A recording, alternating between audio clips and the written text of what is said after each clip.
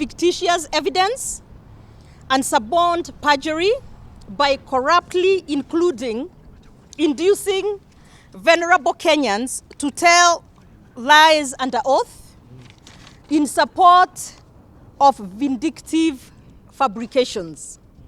They failed badly and ended up severely embarrassing the ICC and the Republic of Kenya. Unfortunately, Kinoti's accomplices have executed the latest travesty on Honorable Uhuru Kenyatta's watch.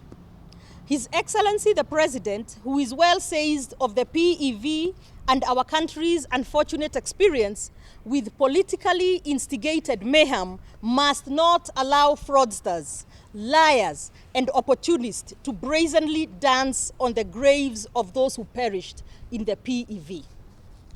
A legitimate decision to obtain accountability for the PEV through the due process of law in a public, transparent, and impartial process is always welcome.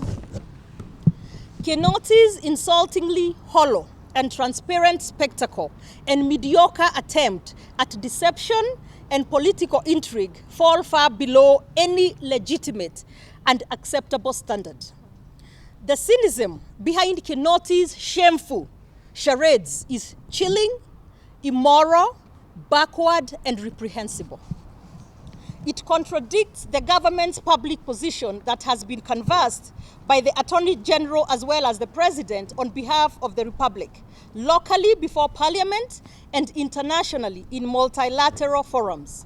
The facts and contents of PEV, as well as the process and status of investigations, prosecutions, and their outcomes is well documented. For Kinoti to purport to single-handedly overturn the substantial work of serious institutions on the basis of ridiculous figments is recklessly contemptuous and callously insensitive. Political machination must have its limits. Scheming and adversarial intrigue must respect victims, the vulnerable, truth, and a measure of ethics. As we speak, we have lost more than 1,400 Kenyans to COVID, while over 77,000 have been infected. The death, suffering, and financial catastrophe that has befallen Kenyans is chiefly as a result of criminal negligence and runaway corruption in the institutions charged with protecting the health and safety of Kenyans, including KEMSA. When corruption directly leads to the death of innocent people, it is murder. They have been promises to investigate and bring the COVID billionaires, aka the COVID murderers, to justice.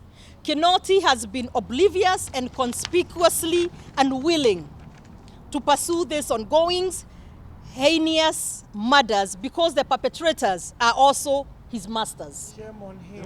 Shame. This is how cavalier and hypocritical Kinoti and his masters are. They neither care about Kenyans nor about justice. They only care about short-term mischievous, deceptive, and hollow political drama.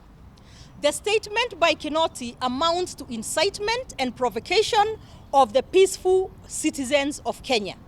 How unfortunate are we in this country that in the middle of a devastating pandemic, a divisive BBI referendum is being forced on Kenyans, and to add insult to injury, incitement of communities is being conducted by state organs. Shame. Shame. We ask His Excellency the President one question. What is the guarantee that we shall still have a country left with all these evil and destructive schemes perpetrated through state offices? As leaders, we ask the citizens, especially residents of the Rift Valley, to resist the provocation and incitement to violence by the Dci Kinoti and his evil networks. Peace must prevail. Jubilee was born of a covenant before man and God, that no citizen's blood will ever be shed on account of political competition, and vowed that no amount of provocation will tempt us to depart from our sacred commitment. Considering that the DCI has revisited the Waki report, We demand a comprehensive strategy from the President, clearly indicating the program and plan of action across the country on the implementation of the WACI reports.